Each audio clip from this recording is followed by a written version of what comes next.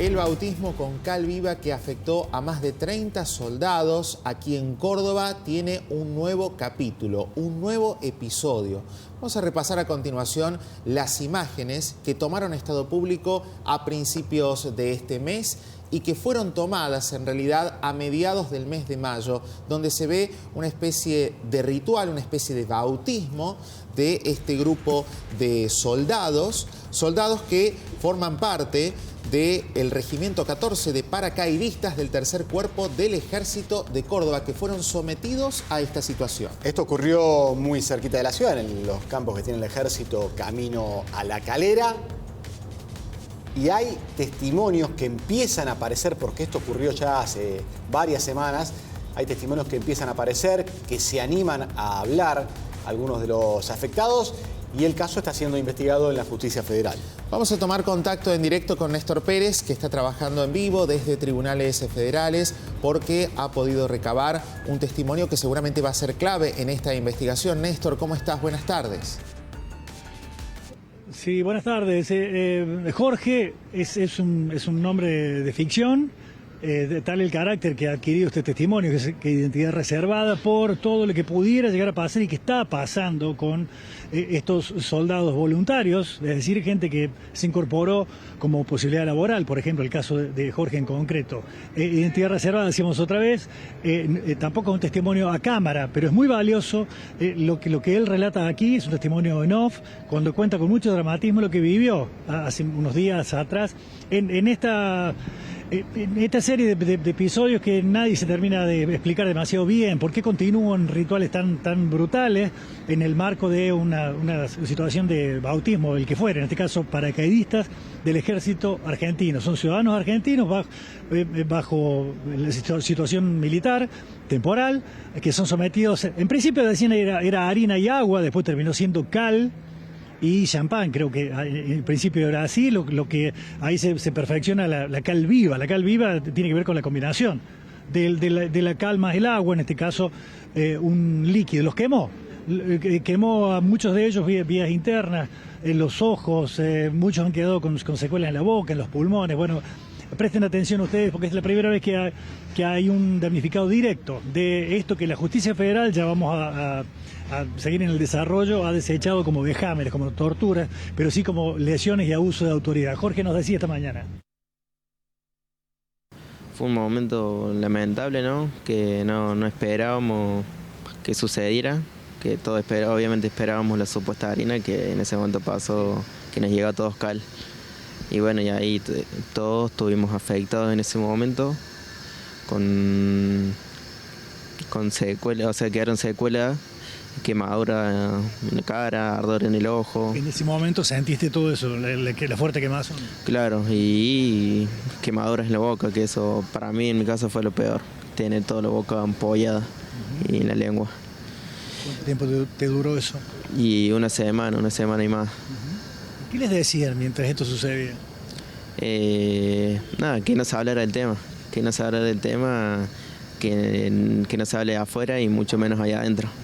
Que si se hablaba allá adentro y en presencia del señor, del mayor, sí, en presencia de él, que le íbamos a pasar muy mal.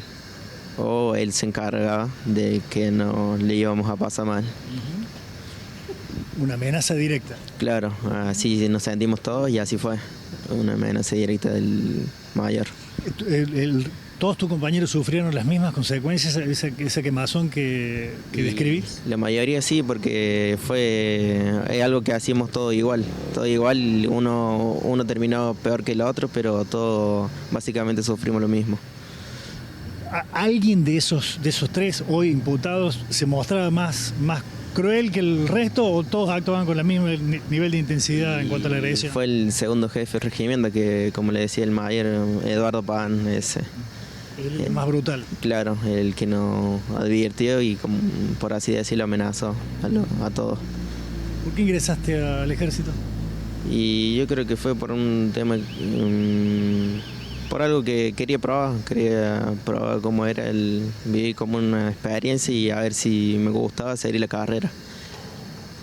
¿Lo pensaste en algún momento como una chance de trabajo, considerando la situación? Y sí, también. Sí, en una parte sí, también. que es una parte laboral. Hace muy poquito tiempo, entraste en diciembre. No, en octubre. ¿En algún momento de estos meses llegaste a disfrutar la situación de ser militar? Sí, fue en el momento, en transcurso del curso, fue en el momento donde pasábamos todo el tiempo juntos con todos los que participábamos en el curso y fue un momento único también por el salto de un avión, ¿no? Pero después terminó con algo lamentable. ¿Te frustró? Sí, un poco. Es algo que no imaginabas, irte de la fuerza con un acontecimiento así. Claro, no era la forma de irme, no quería irme así, pero bueno, lo que pasó. ¿Tuviste miedo? ¿Lo tenés? Miedo sí, el miedo estaba, por eso trato de no mostrarme ni nada, porque tengo compañeros ahí que están sufriendo amenazas, hostigamiento ahí adentro y cargas de servicio que también me dicen que tienen ganas de irse y cosas así. ¿Qué vas a hacer? Y seguir con mis cosas y ver dónde termina ahora. Muy delicado y grave el testimonio de Jorge, el seudónimo que estamos utilizando para no identificar a esta víctima, que tiene mucho miedo por él, tiene mucho miedo también por el resto de sus compañeros. Insistimos, la justicia federal está interviniendo en esta causa. ¿Y qué dice el abogado defensor, el abogado que representa a este joven? Néstor. Acaba de decir Jorge, nombre ficcional, identidad reservada de este testigo, uno de los agredidos, de los quemados, que las amenazas continúan. Los testimonios en las semanas pasadas hablaban de que fueron apremiados de inmediato, que nadie hablara, les decían estos jefes, pero ahora es una nueva amenaza, se produce una nueva amenaza a mano de quién, de un soldado, también de un soldado raso. En esta lógica bastante alterada que tienen las fuerzas verticales, donde dicen el de mayor antigüedad tiene potestad sobre los que están abajo, sobre los más nuevos. Un soldado, por escrito, amenazó a otro de las personas agredidas, diciéndole que él la iba a pasar muy mal en los días subsiguientes cuando se presentara de nuevo, en la fuerza, cumpliendo la rutina diaria. Bueno, como la situación perdura, tienen miedo, todos tienen miedo. Jorge tenía miedo, sin embargo dio su testimonio. El doctor Jerónimo Argañarás es abogado querellante de Jorge. Como no es abogado querellante del resto, no les ha permitido todavía acceder al expediente, pero nos comentaba esta mañana de qué iba esta nueva amenaza. Esa amenaza es concreta hacia una de las víctimas que se encuentra hoy trabajando en la fuerza. Está denunciado el hecho, la amenaza está formulada por escrito y están denunciados además un montón de otras circunstancias, hechos verbales de otras personas que en definitiva están tratando de evitar más filtraciones o nuevas filtraciones o que las personas que resten declarar en la causa lo hagan de manera temerosa. ¿Qué dice esta amenaza última? Esta amenaza concretamente dice que la escrita, ¿verdad? Que se prepare para tener una mala semana, una pésima semana, porque lo iban a colocar de guardia y le iban a hacer trabajos físicos excesivos. El autor está identificado por lo mismo que está denunciado. ¿Qué condición militar tiene? Son soldados rasos. Simples soldados. Sí, simples soldados. O sea, lo que pasa es que cuando un soldado de mayor antigüedad puede, de alguna manera, lo que ellos denominan ejecutar a un soldado de menor jerarquía, o sea, de menor antigüedad, perdón. En esto es porque todavía existe algo que también está prohibido, de que un soldado antiguo tiene la potestad o la posibilidad de tener la aplicación de un castigo contra un soldado de menor antigüedad. Néstor, ¿y qué es lo que dicen del otro lado, del lado de la defensa? Aquí en tribunales federales, en el juzgado del doctor Vaca Narvaja, se está investigando la causa. El fiscal es el doctor Casas Noble, que ha desestimado en principio la denuncia de vejámenes, esto es decir, torturas, porque dicen se da, según la tipificación del Código Penal, con personas que están recluidas, privadas de su libertad, que no era este caso, son soldados. van a insistir con ese cargo, pero hasta aquí lo que se investiga es abuso de autoridad y lesiones. Bueno, el doctor Ricardo Raet es el abogado de tres, en principio ya nos va a confirmar, tres oficiales. Hay un teniente coronel, un capitán, otro militar de rango, que son los tres sospechados en primera instancia de haber cometido estos ilícitos. Doctor Raet, buen día. ¿Qué tal? ¿Cómo te va? Buen día. Muy bien, ¿qué ha pasado aquí? ¿Qué explican los sospechados, imputados por la justicia? Bueno, hoy hemos tenido un acto muy importante en el proceso, que es la indagatoria. Sí. Yo estoy representando a 8 militares, jefes de patrulla con el grado de suboficial, todos ellos. Hoy hemos tenido la indagatoria del primero, de los imputados, donde se hizo básicamente una imputación a tenor del artículo 89, lesiones leves, y del 249 bis, que es el abuso de autoridad, que dispone que todo militar en ejercicio de sus funciones, prevaleciendo de su grado y autoridad, provoque un daño o un perjuicio a un inferior, tendrá una condena que va de los 6 meses a los 2 años, ¿no? Un acto muy importante, así lo ha tomado la Justicia Federal. De hecho, en el acto estuvieron presentes el señor juez federal, el doctor Vaca Narvaja, el secretario de Derechos Humanos, el doctor Ceballos, y los representantes de la Fiscalía del doctor Casas Nóbrega.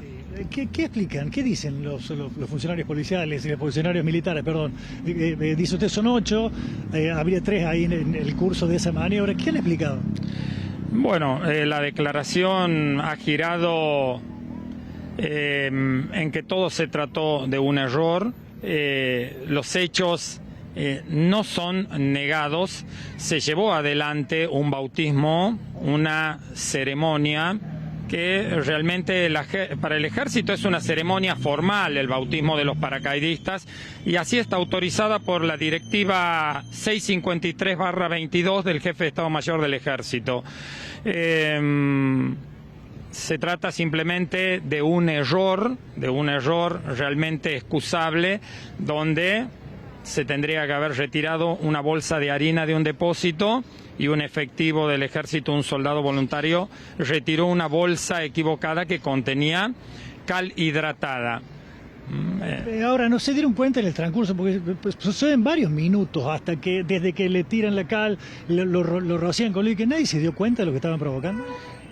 No, la cal hidratada estaba muy cerca de la harina, porque son dos elementos que en la fuerza se denominan MAP, son medios auxiliares de instrucción. Tanto la cal hidratada como la harina se utilizan para marcar mesas de arena, que se llaman, donde hacen ejercicios estratégicos de salón los efectivos del ejército. Pero una vez que le tiraron la cal en la cara, se los ve que con un gesto de malestar, ¿nadie se dio cuenta para que cesara esa conducta? Se formaron 5 patrullas, y la patrulla número 4, que estaba a cargo del sargento, del cabo primero Ortega, fue el primero de los jefes de patrulla, que al sentirse afectado también dio la novedad, y ahí es donde se suspende esta ceremonia y se procede a trasladar a sanidad militar a todos los afectados. Pero en realidad es una ceremonia que dura 1-2 minutos. Se empieza a tirar harina, es un festejo, incluso que tiene un festejo de devolución de los mismos cursantes hacia los instructores. Por lo tanto, fueron la mayoría, tantos soldados como instructores, los afectados. Los damnificados dicen que fueron amenazados, que esto no saliera, que no se diera a conocer a la opinión pública, que no se tomara contacto con los medios. ¿Admiten esto o también lo rechazan? No, en absoluto. El ejército, lo voy a afirmar una vez más, es una institución que siempre lo ha hecho, siempre ha cuidado de su capital más importante, que es el capital humano, hombres y mujeres, de velar por su capacitación y su formación, tanto física como intelectual. Esto de que haya personal amenazado para no hablar, no entra en la lógica. Tenemos un ejército que predica la inclusión en todas sus formas, los valores de ética, la verdad, la honestidad y obviamente la disciplina como piedra angular de toda Fuerza Armada. ¿Le queda a usted elementos probatorios para presentar aquí de modo de aliviar la carga penal sobre los defendidos, sobre sus defendidos? Sí, totalmente. Las pruebas, ahora vamos a tener habilitado el sistema electrónico para agregar todas las pruebas que hacen al derecho de los militares que están implicados en este hecho. ¿Han suspendido sus cargos o se mantienen en actividad? Bien, mis defendidos han sido todos suspendidos en sus cargos porque es por una disposición administrativa a los fines de preservar la investigación. De hecho, entre esos, para preservar que no vaya a existir algún tipo de amenaza o coacción. Por eso es la suspensión preventiva. Muchas gracias. Bueno, gracias a ustedes por transmitir y a disposición en todo momento. El doctor Ricardo Raet es el patrocinante de 8 de los altos oficiales del ejército argentino implicados en esto. Habría que revisar esto. Dice el abogado, informa de una circular en el ejército donde tendría respaldo administrativo, legal, pongámosle, de la conducción del ejército en este tipo de bautismo, donde son sometidos a una humillación extrema los soldados y son civiles que muchos de ellos, el caso de Jorge, por necesidad de trabajo se han incorporado. Era albañil. Le parecía, por supuesto, la tarea del albañil dura como es. Bueno, la dejó para incorporarse al ejército y después son sometidos a esa humillación. Aunque si despojáramos al cuadro el dramatismo que tiene, porque se usó cal, aún usándose harina, no les gusta, y está claro que la escupen. Habría que intentar una revisión de prácticas que evidentemente son humillantes en pleno siglo XXI, con una fuerza que todavía tiene mucho desprestigio en su espalda por 40 años atrás. ¿Qué necesidad hay de someter al bautismo a esta clase de gente? Bueno, punto aparte, aquí se sigue la investigación, el juzgado de Vaca Narvaja, el juez Vaca Narvaja, han desestimado los vejámenes, torturas, y se avanza con el abuso de autoridad y las lesiones leves. Es todo de aquí. Gracias, Néstor.